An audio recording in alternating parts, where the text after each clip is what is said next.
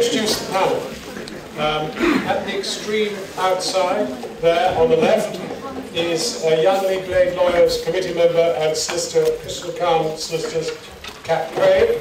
Next to her is June Venters, QC, first woman advocate solicitor QC, owns her own firm, does family and crime, so she knows both ends of the legal aid system. Next to me, making a welcome return, is Henry Bellingham, who is the Tory Frontbench spokesman on access to justice, which is after all what we're all about tonight, as well as lining the pockets of young legal aid lawyers. In the firing line this time round, we've got a different minister, Lord Willie Bach. He's here tonight and very grateful to indeed becoming minister. Next to him, again making a welcome return, is Carolyn Regan, Chief Executive of the Legal Services Commission. And finally, right on the outside there is Afua Hirsch of The Guardian. She's the legal correspondent because she couldn't make any money as a legal aid lawyer. Now that's you have a number of questioners, and I want to get as much interactivity between you and the panel. And I'm going to call first Becky Berryman. I'd just like to ask how important legal aid is to this current government, and if so, how high up the agenda it is. How important is legal aid to this government? It's very important indeed to this government, and we're proud to be celebrating the 60th year of it. But merely to say that doesn't really take it much further. Why is it important? It's important because legal aid still is part of the welfare state. That's what it was set up to be. One of the great reforming acts of a great reforming government just after the Second World War. But I don't think we should look back the last 60 years with a kind of nostalgia. It wasn't all brilliant during those 60 years. Legal aid got particularly good, I suspect, for some practitioners in the 80s, 70s, 80s and 90s.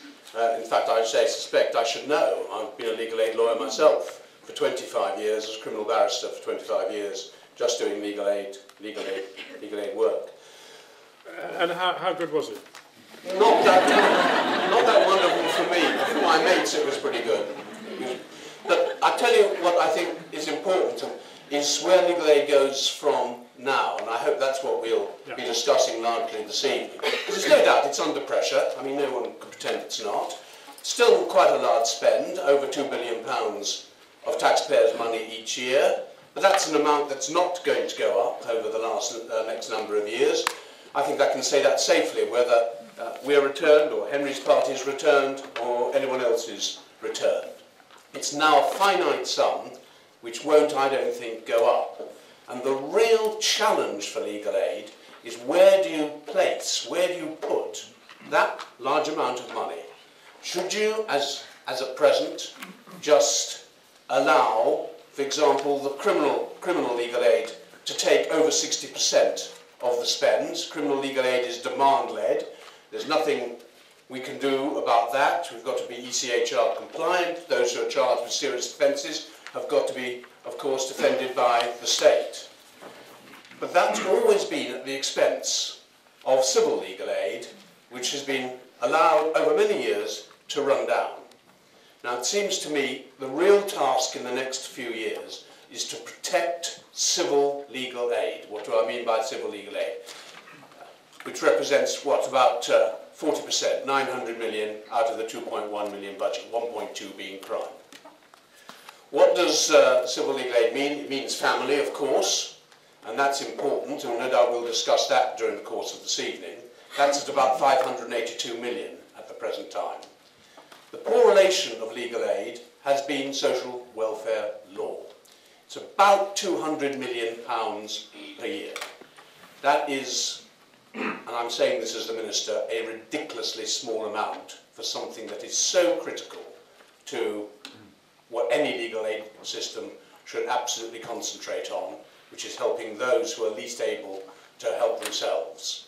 And it is a practical argument for increasing spend on social welfare law, and that is that by spending money on social welfare law, I believe you actually save money and resources that are spent on criminal legal aid at the present time, on family legal aid at the present time. The basis of any legal aid system, and this wasn't how it was set out in the 40s and 50s and 60s and 70s, must be, surely, must be to help those who are least able to help themselves by giving them legal advice, making sure that there's more access to justice in terms of advice. Too often, access to justice is seen as though somehow it means you must be at the court door the next day. To me, at least, the crucial thing about access to justice is that you help as many people as you can with advice. Of course, sometimes you'll end up in court. Sometimes you'll end up in Strasbourg. But for the most and the vast majority of cases, that little bit of legal advice can help as far as that problem is concerned and can actually change people's lives as well. Meaning they don't need the greater assistance involved in crime or in family law itself. So my emphasis, and it's hard work, is to make sure that the social welfare laws at least goes up, continues to rise, and I'm delighted to say that this year it is rising, the number of new matter starts is rising, even though there are other cuts we're going to have to make, or we are making, in the rest of the legal aid fund. So the absolute bottom line for me is a legal aid system in the next few years has got to concentrate, like it's never done before, on making sure that social welfare law is protected. Sorry, I've taken a long time to answer your question, but I do think legal aid has a real future. Carolyn, given that you're suffering 30% cuts in your budget, are you going to do what the Minister wants, which is to edge a greater spend on social legal aid? Well, that's certainly the intention, and what we're trying to do with the legal aid funding that we've got, I think, is two things.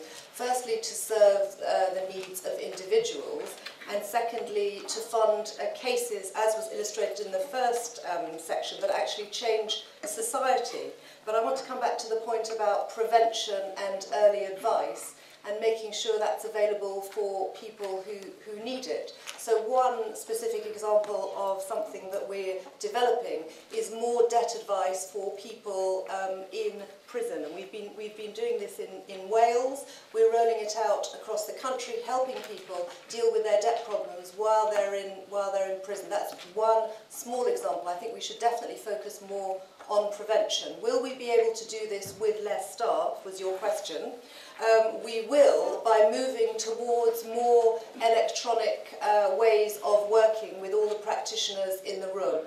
And that's something which I think has been very welcomed. One of the recurring themes of many conversations is there is too much administration, there is too much paperwork, leave us alone to get on with it. And that was the conversation in the break. So we do want to move towards more electronic ways of working, and I think those people who've seen the trial and the demonstrations very much welcome that.